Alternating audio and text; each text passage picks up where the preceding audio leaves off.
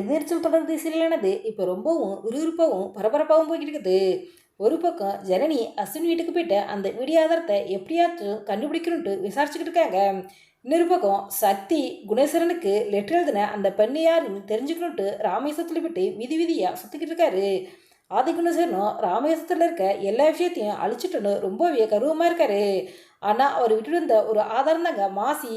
இதனால் சக்தி தேடி போன எல்லா ஆதாரமும் கிடைக்குதா, இல்லை சக்தி என்ன மாதிரி ஆபத்துகள்லாம் சந்திக்க போகிறாரு, அதுலேருந்து எப்படி தப்பிக்க போகிறாருங்க மூலிமையா இப்போ இந்த வீடியோவில் பார்க்கலாம்.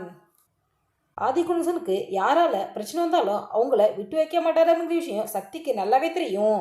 ஏன் அவரது மனைவியாக இருந்தாலும் சரி, மகனாக இருந்தாலும் சரி, தம்பியாக இருந்தாலும் சரி, அவருடைய அம்மாவாக இருந்தாலும் சரி பார்க்க மாட்டாரு. ஒரு பிரச்சனை அப்படின்னு இருந்தால் கொலை பண்ண கூட தயங்க மாட்டார் அப்படிங்கிறது சக்திக்கு நல்லாவே தெரியும். இந்த நிலையில தான் சக்தி ஆதிகுணேஸ்வரன்ட்ட கோயம்புத்தூர் போவதாக சொல்லிட்டு ஆதிகுணேஸ்வரனுக்கு சாபம் விட்டு லெட்டர் எழுதின தேவி என்ற பெண்ணை தெரிந்தாங்க ராமேஸ்வரத்திற்கு வந்திருக்காரு. ராமேஸ்வரத்துலேருந்து ஒவ்வொரு இடமா போயிட்டு அந்த பெண்ணை பற்றி விசாரிக்கிறாரு. எல்லாருமே தெரியல சொல்லிடுறாங்க. ஆனால் ஒரே ஒரு ஆள் மட்டும் ரிட்டையர்டு போஸ்ட்மெண்ட்டை போய் விசாரிக்கணும்னு சொல்கிறாங்க.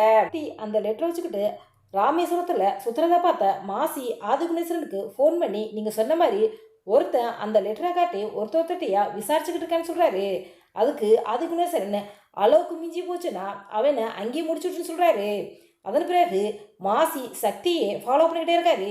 இதை சக்தி கவனிச்சா இந்த ஆள் எதுக்கு நம்மளே ஃபாலோ பண்ணுறாரு, எதுக்காக ஃபாலோ பண்ணுறது சந்தேகப்பட்டு மாசியை அடித்து உதச்சி கேட்டால் அங்கே நடந்த எல்லா விஷயத்தையும் மாசி சொல்கிறதுக்கு வாய்ப்பு இருக்குங்க.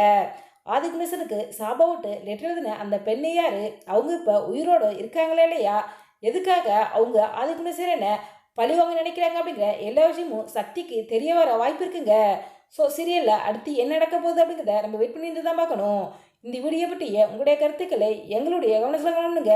இதுபோன்று இன்னும் நிறைய தகவல்களை உடனுக்குடன் தெரிந்து கொள்ள எங்கள் ரெட் டபுள் 2 நியூஸில் சப்ஸ்கிரைப் பண்ணுங்கள்.